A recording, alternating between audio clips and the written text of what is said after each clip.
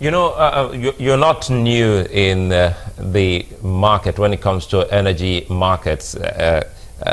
Tell us how you come in, the bulk trader, when it comes to meeting this target of 10,000 megawatts in the next 3 years. How do you come in here so that the people can better understand the bulk trader? Okay, there are two ways which we can actually get to the 10,000 megawatts. First and foremost is that currently the installed capacity within the country, it's north of 10,000 megawatts. What is available that can come on the grid, it's about 7,000 or thereabout. The constraint, we currently, you see us go up to 4,000, 4,500. We've done 5,074 sometime in February.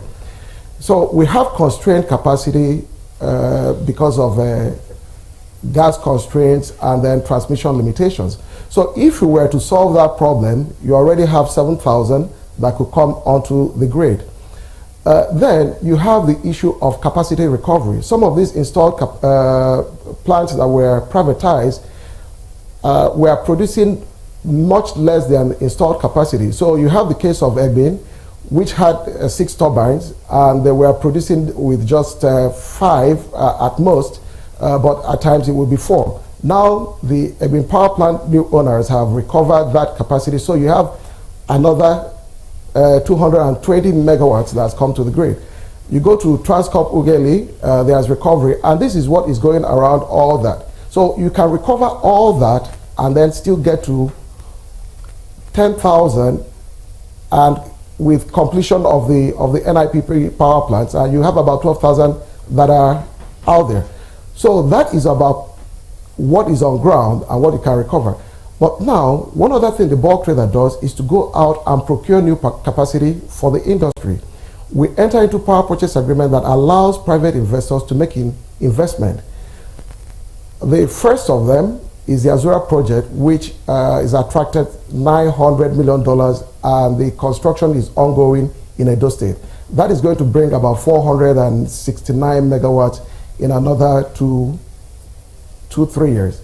And then we have a couple of other gas-fired projects in Akwa Ibom being promoted by the ExxonMobil. We have expansion of the Ajip, we have Century, we have a lot of gas-fired power plants which we have initiated the PPA with them. They just need to sort out their gas supply, and then they can go into financial close and get what they need to do. And for all these PPAs that we sign, the government provides a guarantee that gives lenders confidence to go actually and make that investment.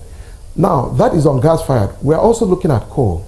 We have initiated a PPA with a coal project based in Kogi State for 300 megawatts. It's been promoted by the Zuma Group.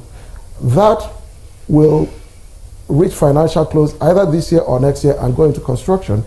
And then we're looking to a couple of solar projects up in the north. And I mean, this is the beauty of this country, is that we have resources that spread across the country. So up north, the irradiation numbers are very favorable for solar production. We have about 10 to 15 projects that are very well developed that could bring another 1,200. But of course, people are very excited about solar. They talk about solar, but one thing to know about solar is that at this stage, it's expensive compared to gas and coal power.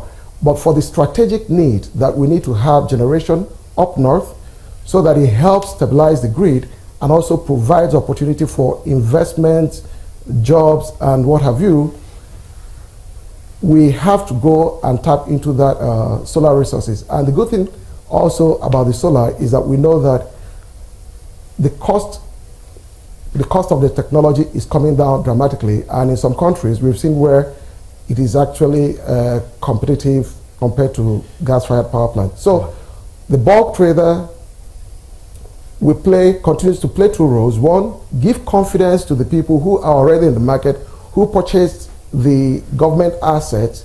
Let them know that as we have a cost-reflective tariff, they'll continue to receive full payment for power produced, and therefore they can make investment in recovering capacity that have been lying idle.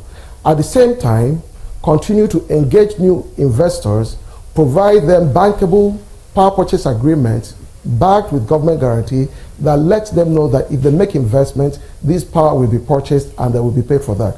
We believe that we've done significant work on that level, and like I said, the Azura project is closed. It's $900 million investment, and the construction is ongoing. So we have a model that works, and we know that we should, with this, keep moving forward and boosting the supply.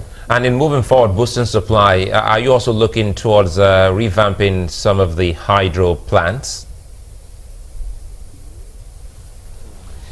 Yes, as you know, the hydro plants have been commissioned. Have been concessioned to the new owners. And like I say, all we need to do is show them that any investment made to generate power, that power will be paid for, and therefore that should provide a comfort for financing.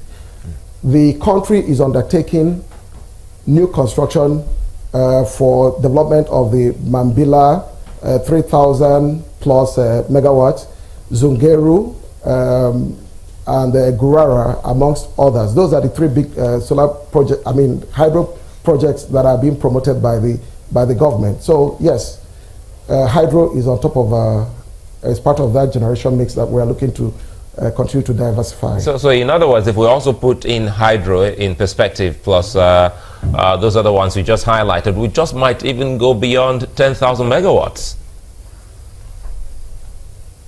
Oh, definitely. I think that if you heard the minister when he came in, Minister Fashola, one of the things he said is that, you know, we just want to focus and do the work and leave the numbers. And let me say this, you know, it's very important to understand what's going on with the reform. If you're looking to build a 50-story building, what you see, and there are a lot of them in Lagos, 25, 30-story buildings, people cage it out. Nobody sees what's going on. A lot of work gets done. People are doing the piling and doing what have you. And a lot of work gets done to lay the foundation. It's after that you begin to see the building rise.